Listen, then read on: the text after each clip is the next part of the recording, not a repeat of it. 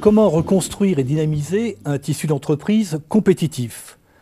La France a peut-être trop souvent oublié que la richesse et les emplois se créent d'abord dans les entreprises et tout particulièrement dans les entreprises privées. Le constat qui a été fait, c'est un affaiblissement de notre tissu d'entreprise. Alors pour en débattre après ces exposés liminaires, Élie Cohen, chercheur au CNRS, auteur de nombreux ouvrages, André Goron, magistrat honoraire à la Cour des comptes et membre de l'ASER, Christian Saint-Étienne, professeur au CNAB. Alors Christian, je vais d'abord m'adresser à vous. Quelles sont les causes profondes de cet affaiblissement du tissu productif français?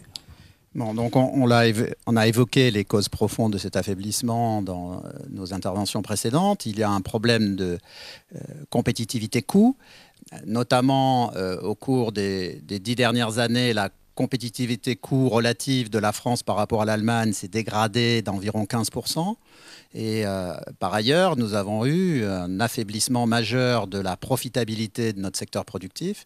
Donc ça, c'est un élément macroéconomique, si on peut dire, et également microéconomique. Mais il y a également une spécificité française qui sera d'ailleurs un des éléments les plus difficiles à traiter, c'est que contrairement au Japon, à l'Allemagne et à la Corée du Sud, il y a eu une relation entre les grands donneurs d'ordre, puisqu'on parle notamment de la reconstitution du tissu productif industriel, et que l'essentiel des ETI que nous appelons à un développement futur se situe dans le secteur industriel. On observe que les grands donneurs d'ordre à ces grosses PME qui pourraient devenir les ETI dont nous avons besoin, ont eu donc des stratégies très différentes de celles menées dans les grands pays qui ont réussi dans l'industrie.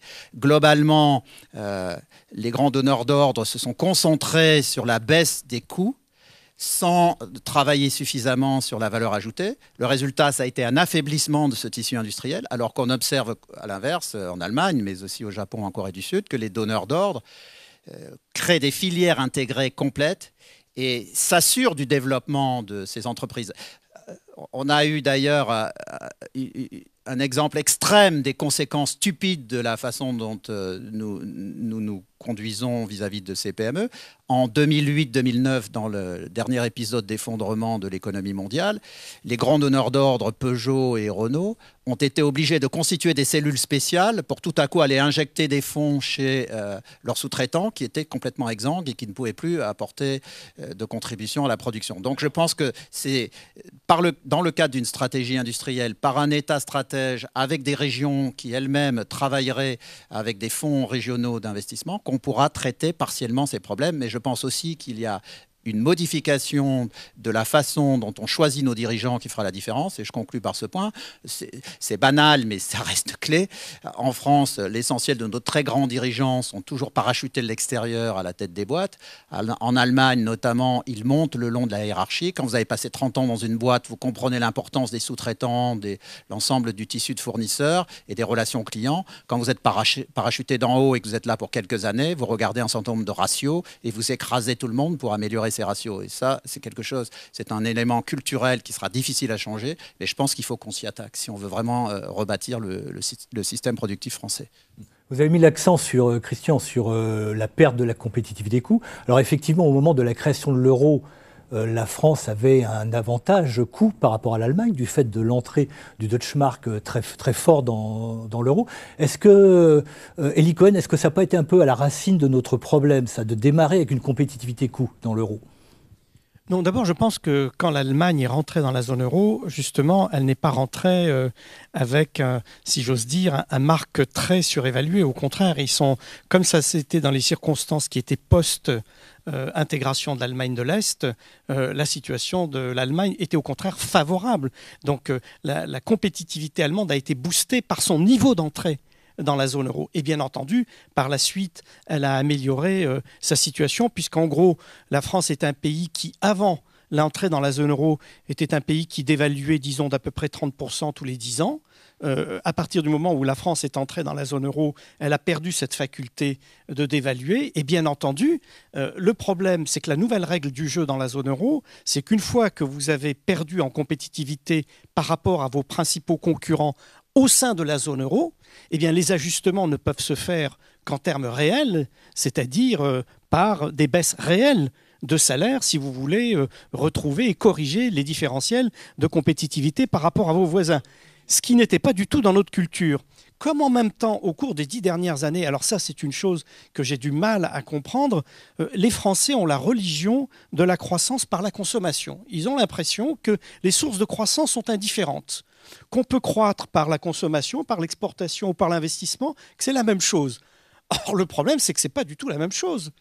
Si vous croissez parce que vous améliorez l'efficacité de votre système productif, parce que vous êtes capable d'exporter, c'est-à-dire de montrer la différence entre ce que vous produisez en interne et ce que les marchés demandent, si vous êtes capable de faire cette démonstration-là, ce n'est pas du tout la même chose que d'avoir une croissance qui est tirée par la consommation. En plus, autre facteur encore bizarre dans le cas de la France, c'est qu'on considère que la consommation qui est financée à crédit, c'est la même chose que la consommation qui est financée à travers les gains réels de compétitivité et de productivité que vous avez réalisés. Et on sait qu'une partie de la croissance française tirée par la consommation n'a pu l'être que par des déficits et des dettes grandissantes. Donc, si vous voulez, ce qui est terrible, c'est que c'est un véritable aggiornamento qu'il faut faire si on veut rentrer dans ce nouveau monde qui est un monde beaucoup plus difficile. Et sans penser aux spécialisations de dans 40 ans, il faut penser comment la France telle qu'elle est aujourd'hui peut essayer de s'insérer dans une économie mondiale qui change à toute vitesse et où nous avons massivement décroché. Et ceci, ce n'est pas un problème théorique, c'est un problème qui est en train d'apparaître de manière aveuglante au niveau même de la zone euro. Parce que ce à quoi on a assisté, c'est à une faille qui s'est creusée progressivement au sein même de la zone euro, entre des pays du Nord qui ont été capables d'améliorer leur spécialisation, d'exporter davantage, de développer des excédents permanents, tout en ayant une politique budgétaire et fiscale plus responsable, et donc tout en ayant des entreprises qui étaient plus aptes à répondre à la nouvelle donne internationale. Et nous, pendant ce temps-là, l'écart s'est creusé. Alors, et là, on est au cœur de la question européenne, parce que les enjeux de spécialisation de la France sont autant des enjeux qui sont majeurs pour la prospérité des Français dans l'avenir que pour l'avenir même de la zone euro. Ce grand écart ne peut se résorber que s'il y a un fédéralisme intégral au niveau européen, parce que seul un fédéralisme intégral pourra faire disparaître cette question qui est devenue maintenant lancinante. Le fédéralisme, on va peut-être y revenir. André Goron, vous faites le même diagnostic, une erreur de stratégie, l'accent mis sur la consommation au détriment du tissu productif et finalement une absence de stratégie cohérente. Oui, je partage ce diagnostic. Je reviens sur ce qu'a dit Saint-Étienne à la fin. Je pense que nous sommes devant un problème culturel. Nous ne sommes pas devant de problème simplement de telle ou telle mesure fiscale ou sociale. Nous sommes devant un problème culturel. C'est-à-dire que nous avons nous avons abandonné l'idée que l'industrie c'était important. Hein, ça fait pas simplement depuis que l'euro est mis en place qu'on a abandonné l'idée qu'il fallait pas dévaluer. On avait tenté la dernière dévaluation remonte à 86. Depuis 86, on ne peut plus dévaluer. On s'est ancré d'abord dans le système monétaire européen, puis dans l'euro. Mais on n'en a pas tiré toutes les conséquences. C'est-à-dire qu'on a voulu suivre l'Allemagne, mais on a voulu suivre l'Allemagne sans faire les efforts que font les Allemands.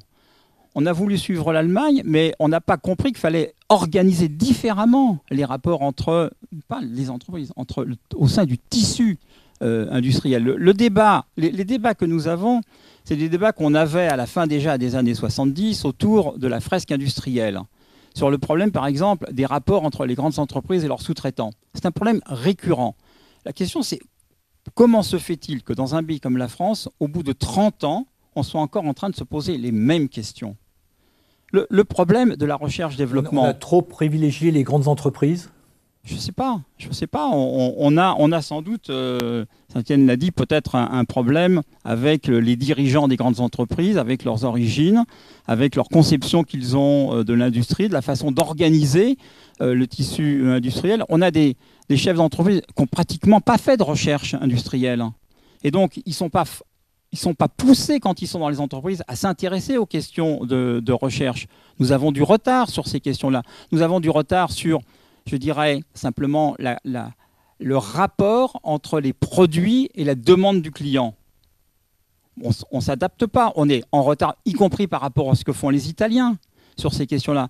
Et donc, nous sommes devant ces questions qui remontent, je pense, à un problème d'ensemble. Je veux dire, aujourd'hui, si on veut rénover l'industrie, il ne faut pas simplement s'intéresser aux questions de fiscalité, aux questions de rapport avec la sous-traitance. Il faut avoir une vision beaucoup plus large. Le système de formation est sans doute un sujet clé, à condition de l'élargir aux grandes écoles, aussi de s'interroger pourquoi les chefs d'entreprise sont si réticents à embaucher des doctorants, y compris des doctorants qui ont fait des doctorats en physique, en chimie.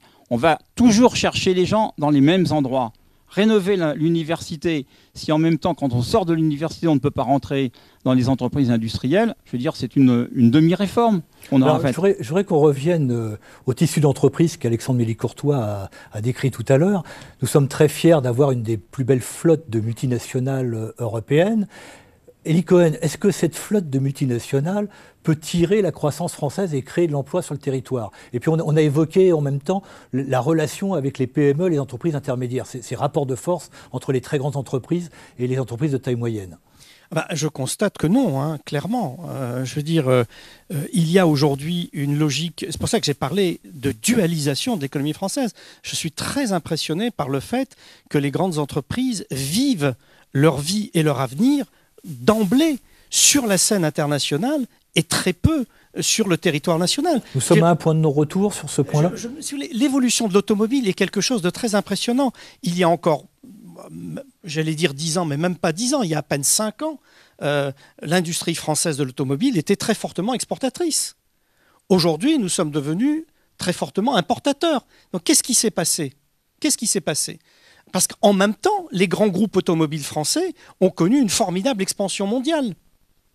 Donc, ce qui s'est passé, c'est effectivement que pour les grandes entreprises automobiles françaises, mais c'est le cas de beaucoup d'autres grands groupes industriels, il s'est passé quelque chose au cours des 10 dernières années. Ils en sont venus à considérer que le site France n'était plus un site adapté à l'investissement industriel. André Goron, c'est un point de vue que vous partagez? Oui, je crois que là-dessus, tout le monde est d'accord sur le constat. On ne peut pas dire qu'aujourd'hui, les multinationales peuvent servir de base de la reconquête. Non, je crois que les multinationales, elles sont dans une logique mondiale, elles sont multisites. Elles investissent assez logiquement, assez rationnellement, là où il y a les grands marchés. Donc, bien sûr, elles pourraient exporter à partir de la France vers la Chine, mais elles se disent que c'est quand même... Il vaut mieux exporter de la Chine vers la Chine. Il faut mieux s'implanter en Chine pour pouvoir couvrir le marché chinois. Mais sur on est tous d'accord sur le constat, mais il y a un point clé, c'est l'exception française de ce point de vue-là. Nos entreprises mondialisées ne jouent pas le jeu avec le site national, contrairement aux Allemandes qui ont tout fait pour... alors, qu'est-ce qui explique cette différence de comportement entre les dirigeants allemands et les dirigeants français? Il y a à la fois, effectivement, la conception de l'organisation industrielle en Allemagne qui est différente. Et puis, il y a surtout un élément qui a été évoqué par André Goron tout à l'heure, qui est l'idée du compromis social fondateur au cœur du modèle industriel et au cœur du modèle de spécialisation allemande. Je crois qu'il ne faut jamais oublier ça. Dans le cas de l'industrie automobile que nous avons beaucoup évoqué, on sait que dans le cas de l'Allemagne, le contenu domestique de l'industrie automobile est à peu près de 50%, alors que pour Renault, il est à peu près de 35%. Et cette différence-là, elle tient au compromis social fondateur qui a été passé par les entreprises allemandes avec les syndicats allemands et qui comportait plusieurs éléments, qui comportait des éléments de localisation, qui comportait des éléments de garantie de l'activité et de l'emploi, qui comportait des éléments sur le temps de travail, qui comportait des éléments sur la rémunération. Donc, si vous voulez, les Allemands ont été capables et d'élaborer ce compromis social et d'élaborer une organisation productive qui permettait d'exploiter parfaitement la proximité de la force de travail qualifiée des pays d'Europe centrale et orientale pour réorganiser l'ensemble de la chaîne de valeur et pour recombiner le système productif au sein des chaînes d'assemblage allemandes. Et quand vous regardez ce qui a été la stratégie d'un Renault ou autre, c'était absolument pas ça. Donc, au cœur du problème français... Vous entendez, monsieur... Moi, j'écoute régulièrement les grands discours discours que fait Ghosn, il n'arrête pas de dire différentiel sur les coûts salariaux et différentiel sur la fiscalité. Il vous explique que véhicule par véhicule, ça fait tant de différentiel. Et donc, il vous dit, dans ces conditions, je ne crée pas de nouvelles unités. C'est très bien si j'arrive à préserver les unités de production qui existent aujourd'hui sur le territoire national. Ça, c'est le premier élément. Alors, quand même, il faut donner un petit élément d'optimisme dans tout ça, c'est que sous la contrainte, on peut assister à des évolutions qui sont plus vertueuses. Je pense au cas de l'aéronautique. Dans le cas de l'aéronautique, on a un grand champion européen qui est Airbus et qui est en plus un champion qui est fortement territorialisé. Or, on constate... Le seul exemple européen. Voilà. Or, on a en même temps ce secteur qui connaît une très forte croissance, qui a une accélération de la demande et donc qui doit franchir une marche d'escalier dans sa capacité productive, dans son organisation productive, pour répondre à la demande. Et là, il découvre, effectivement, parce qu'il y a en même temps un changement du modèle productif qui fait que dans l'aéronautique, on externalise une grande partie de la conception et de la fabrication d'un avion. Et donc, du coup, on redécouvre le caractère vital de partenaires industriels et de sous-traitants de qualité. Et on découvre aujourd'hui la nécessité de réarticuler l'ensemble du système productif avec des sous-traitants de qualité, capables et d'investir et de faire de la recherche et de se développer aux côtés de l'entreprise qui joue de plus en plus un rôle d'ensemblier. Et donc là, on peut voir en même temps des forces régionales, des autorités régionales qui veulent participer au développement de leur territoire et qui sont prêts à financer le développement d'écosystèmes d'innovation locaux. Donc là, il y a peut-être le début d'une évolution vertueuse sous l'empire de la contrainte, dans le cas de l'aéronautique, qui correspond davantage au modèle que nous souhaitons. Alors, au cœur du problème, un problème de cohésion sociale entre les entreprises et ses salariés, les grandes entreprises et les entreprises sous-traitantes. Avec la relation au territoire. Alors, ça va nous amener, c'est peut-être à cela que Christian Saint-Étienne veut répondre, justement au problème de la faiblesse du tissu français d'entreprises de taille intermédiaire. Est-ce que c'est lié simplement aux relations avec les grands groupes ou il y a d'autres facteurs qui expliquent cette faiblesse que Alexandre Milliac-Courtois a décrit tout à l'heure, ce sablier qui est très étroit au centre? Quand j'avais fait un rapport au CAE avec Betbel sur ce point, quand on observe l'évolution et la croissance des entreprises, il y a 3 seuils de croissance clés qui correspondent à ce que, en termes d'experts, on appelle des sauts managériaux et organisationnels, qui sont simplement des moments où l'entreprise doit se réorganiser pour croître. Les 3 éléments, les 3 seuils, c'est le seuil de 30, les entreprises françaises le passent assez bien. Il y a un deuxième seuil clé de 70 qui correspond au fond au niveau maximum d'un chef d'entreprise très bon qui maîtrise totalement sa boîte. Il peut la gérer totalement tout seul jusqu'à 70, mais ensuite pour passer au-dessus, il faut faire appel à des compétences extérieures, et le seuil de 200 où il faut faire appel à des financements extérieurs. Et ce que l'on observe, c'est que le problème français de développement de nos ETI se passe au niveau du seuil de 70. On a 2 fois moins d'entreprises en France. Donc c'est pas tant le seuil des 50 que le seuil des 70, donc pas le seuil juridique des 50. Alors le seuil juridique des 50 n'aide pas. D'ailleurs, c'est pour ça que je pense que on pourrait facilement, compte tenu de toutes les évolutions économiques et sociales et du fait qu'il y a des délégués du personnel à partir de 10 salariés dans une entreprise, passer le seuil de création du comité d'entreprise à 100, qui serait au-dessus de ce seuil de 70 pour favoriser ce développement. Mais quand on essaye de comprendre pourquoi il y a 2 fois moins d'entreprises qui passent ce seuil de 70, on observe notamment qu'on a une proportion très importante de chefs d'entreprise qui ont monté des belles PME de 70-80 personnes et qui les vendent. Et je pense que là, il y a un élément très important lié à la fiscalité et lié aussi à la responsabilité pénale des chefs d'entreprise. Donc il y a toute une réflexion à avoir. C'est pas que la France n'aime pas ses entreprises, mais d'une certaine façon, et en caricaturant toujours, bien sûr, on aime un peu mieux nos entreprises parce qu'on se rend compte qu'on en a besoin, sinon on va crever, mais on n'aime pas encore les entrepreneurs qui sont derrière. Or, 99% du tissu économique, ce sont des entreprises familiales ou individuelles. Donc, la réflexion doit se faire sur le statut de l'entrepreneur si on veut effectivement avoir un développement économique. Mais ce que je voulais rajouter, c'est qu'effectivement, ça a été dit par mes 2 collègues, mais je pense que c'est absolument décisif. Il n'y a pas seulement des mesures techniques à prendre. Il faut prendre des mesures techniques, mais elles doivent s'inscrire dans un plan d'ensemble. quand on compare l'évolution très rapidement de ce qui se passe en Allemagne et de ce qui se passe en France depuis une douzaine d'années, on voit que les Allemands ont collectivement choisi un modèle industriel exportateur et ont tout mis en œuvre pour faire vivre ce modèle industriel exportateur. Et en France, on a un modèle de consommation tiré par la dépense. Alors, les Espagnols, d'ailleurs, avaient un modèle de consommation tiré par la dépense privée à crédit. Nous, c'est un modèle de consommation tiré par la dépense publique à crédit. Les Italiens, c'est un mix. C'est ce qui explique le divorce entre France, Italie, Espagne d'un côté et Allemagne, Pays-Bas, Autriche de l'autre, qui ont également adopté ce modèle industriel exportateur. Et ce qu'a dit Eli Cohen est absolument clé, et André Goron aussi. Le fait de mettre en place un modèle industriel exportateur, c'est pas seulement un choix technocratique, et c'est même surtout pas un choix technocratique, ça doit être porté par les forces sociales. Et je pense qu'à un moment donné, il faudra, alors on utilise ces termes, compromis social, je préfère à la limite des termes plus simples. Il y a un moment donné, si on veut pas crever, il faut qu'on se mette d'accord sur un plan stratégique qui est porté par tout le monde. Alors ça, on va, et ça, je pense que c'est un élément clé pour demain. Je voudrais donner la parole à André Goron.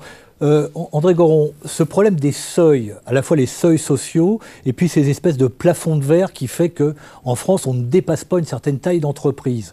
C'est quelque chose que vous ressentez. Et puis, deuxième question qui va avec, manque-t-on d'esprit entrepreneurial en France ?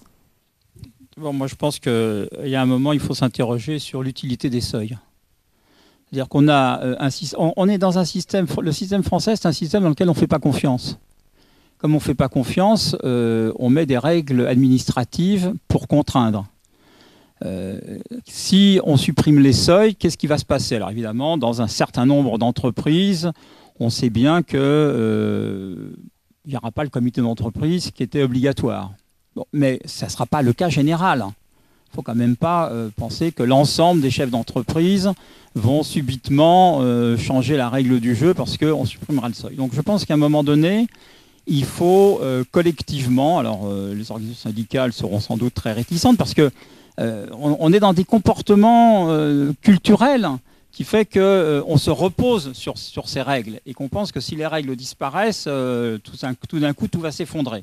Bon, on voit bien qu'il y a effectivement une contrainte qui pousse, mais je ne pense pas que ça soit le problème essentiel.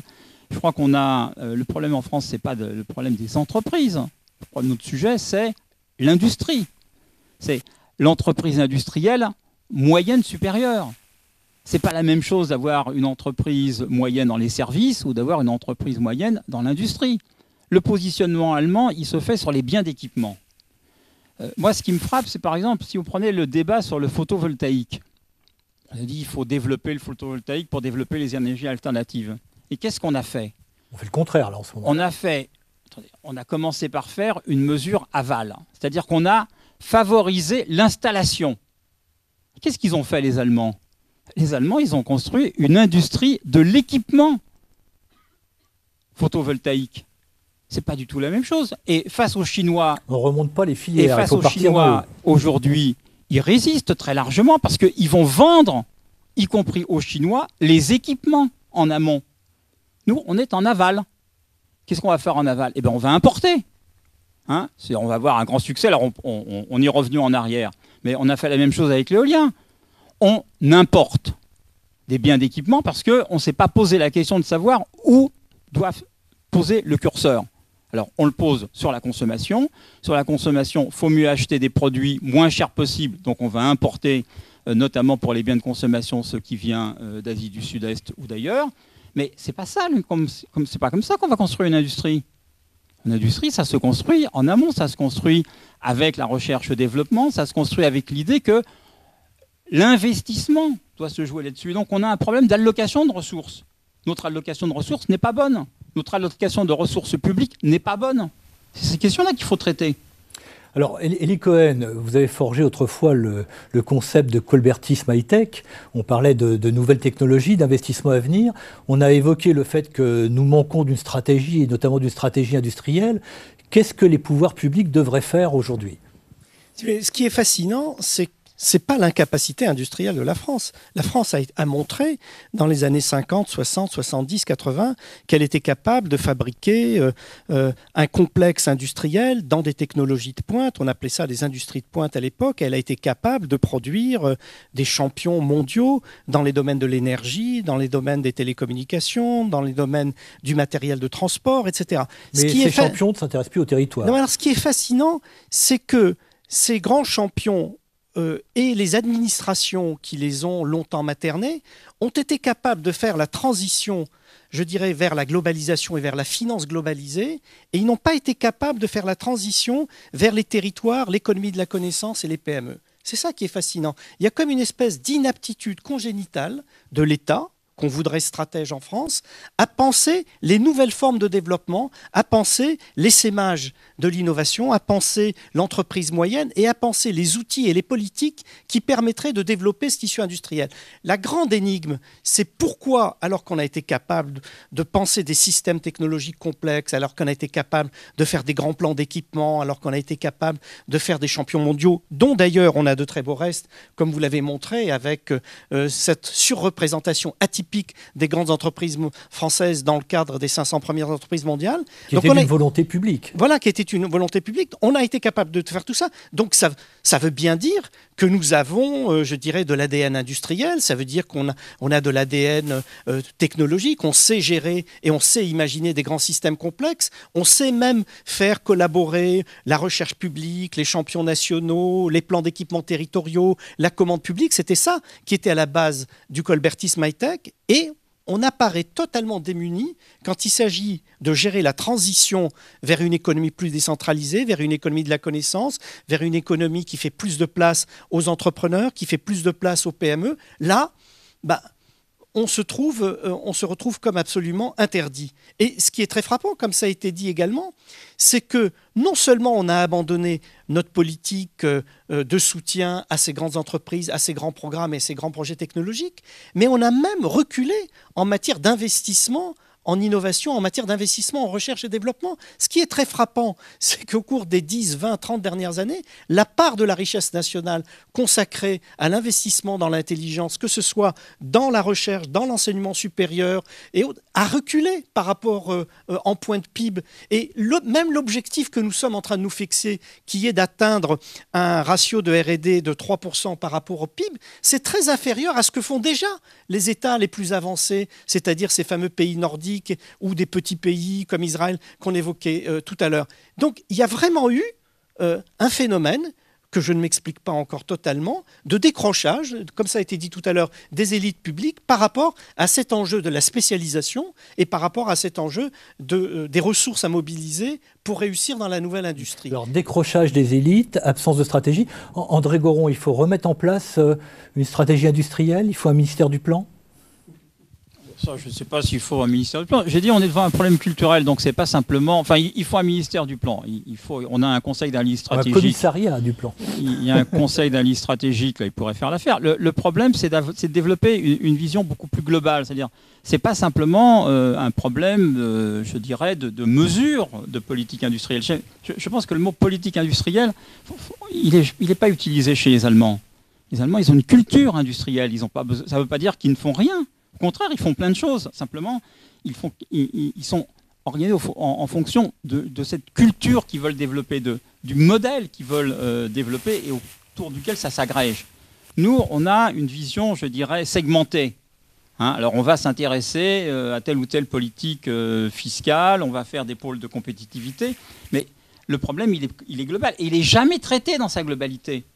Pourquoi on a décroché ? On n'a pas d'analyse réelle de ce décrochage qu'on a connu. Mais je vais quand même, puisqu'on a devant nous un certain nombre de chefs d'entreprise, moi je suis quand même aujourd'hui très frappé par ce qu'est la représentation patronale. Où est l'industrie dans la représentation patronale ? Moi j'ai entendu plein de gens se réjouir de la chute de l'UIMM. Mais l'UIMM, c'était la seule branche industrielle, manufacturière organisée qui portait un certain nombre de projets. Aujourd'hui, on est dirigé par qui ? Le patronat est dirigé par des gens qui sont dans les services. Les branches influentes, c'est le commerce et la banque. Elle est où, l'industrie ? Alors, quand vous discutez avec les industriels, ils disent on n'a pas le temps. Donc, On n'a pas le temps. réhabiliter l'industrie partout. Ah non, non, non. Moi, je suis en Allemagne. Il y a une fédération patronale de l'industrie qui est puissante, qui développe ses intérêts, qui développe une stratégie, qui négocie avec les organisations syndicales du monde industriel. C'est ça le compromis social aussi. Aujourd'hui, la représentation patronale, elle n'est pas dans l'industrie. Et donc, elle n'est pas porteuse d'un projet industriel. Quand on regarde où on met l'argent, de l'argent public, la représentation patronale telle qu'elle existe, elle va faire en sorte que ça aille vers le commerce, vers les supermarchés, vers la banque, mais elle n'ira pas vers l'industrie. Donc on a une allocation qui est complètement en dehors du sujet. Hypertrophie du commerce et de la finance en France. Christian Saint-Etienne, le mot de conclusion en 3 minutes. Je pense qu'il y a un accord global entre tous les intervenants sur le fait qu'il y a un véritable déficit de compétitivité, de profitabilité qu'on constate, mais qu'il y a surtout un déficit de stratégie industrielle et de stratégie de développement économique et un déficit de volonté nationale qui passe par un accord entre les forces sociales. Il est clair que si on veut aller vers une stratégie qui favorise le développement des ETI, c'est-à-dire le développement de nos PME qui doivent, pour faire court, nos PME de 70 personnes devraient passer à 300 ou 400 personnes. L'enjeu, c'est de faire en sorte qu'apparaissent en France une dizaine de milliers de grosses PME exportatrices qui nous aideraient à reprendre les parts de marché qui nous manquent. Mais ça n'arrivera que dans le cadre d'une politique nationale où les salariés eux-mêmes seront associés à cette politique. Parce que si on bascule, par exemple, une partie du financement de la protection sociale vers la TVA ou vers la CSG, ça va très clairement entraîner une baisse du pouvoir d'achat, par exemple, pour les inactifs. Derrière les compromis qu'on évoque, il y a aussi un compromis encore plus global qui a été mis en œuvre depuis une vingtaine d'années en France, qui, in fine, a été pro-rentier plutôt que pro-investissement et pro-jeune. Aujourd'hui, on est un des rares pays, je crois, au monde où le pouvoir d'achat par unité de consommation des retraités est supérieur à celui des actifs. Donc, simplement pour rétablir l'équilibre de l'assurance santé, il faudrait au minimum mettre la CSG sur les retraites au niveau de celle des actifs. Ça semble aujourd'hui scandaleux. Aux retraités, il y a un moment donné, il faut expliquer que si on veut que le pays tienne debout, il faut réinvestir massivement dans les infrastructures. On a tellement dit qu'on avait de belles infrastructures qu'à force de ne plus réinvestir, on est en train de perdre nos avantages dans ce domaine. Je pense que aussi, et c'est ce que tout le monde a dit, qu'il faut avoir à un moment donné, alors on l'appelle comme on veut, est-ce que c'est un Grenelle de l'industrie, est-ce que c'est une réflexion globale, mais il faut que toutes les forces sociales se mettent autour de la table. Comment est-ce qu'on peut dire à longueur de journée, à la radio, à la télévision, pratiquement tous les acteurs le disent, que au cours des 10 dernières années, il y a eu un basculement de la profitabilité au bénéfice des entreprises, alors qu'en réalité, c'est l'inverse qui est observé, sauf pour les très très grandes entreprises. Donc, il y a une nécessité à un moment donné de regarder les choses en face et de se mettre d'accord entre salariés et entrepreneurs. Mais je pense aussi que les entrepreneurs eux-mêmes se sont trop reposés sur l'État et qu'il faut eux-mêmes qu'ils s'engagent et qu'ils se réengagent dans une politique offensive. Donc en réalité, c'est une transformation politico-culturelle. Et le technique et les mesures qu'on évoquait suivront. Mais s'il n'y a pas une prise de conscience et un projet national, un peu comme en 1945, il faut quasiment faire quelque chose qui ressemble au compromis du Conseil national de la résistance. Alors, qui est capable de mettre en place et de provoquer un compromis de ce type? C'est vraisemblablement, compte tenu des forces politiques et sociales que nous avons aujourd'hui, ça ne sera pas aucun des leaders que nous avons aujourd'hui, c'est vraisemblablement le mur des réalités. Quand on va se retrouver très vraisemblablement dans quelques jours ou quelques semaines avec une prime de risque sur notre dette publique qui va exploser par rapport à l'Allemagne, on va se retrouver pris dans un maelstrom qui va nous obliger à faire face aux réalités, à prendre des décisions qu'on a refusé de prendre depuis une quinzaine d'années. Et derrière, ce tissu d'entreprise toujours aussi faible. Donc modifier le modèle économique, refonder la cohésion sociale, c'est un point sur lequel vous avez tous les trois insisté. Élie Cohen, André Goron et Christian Saint-Etienne, merci beaucoup.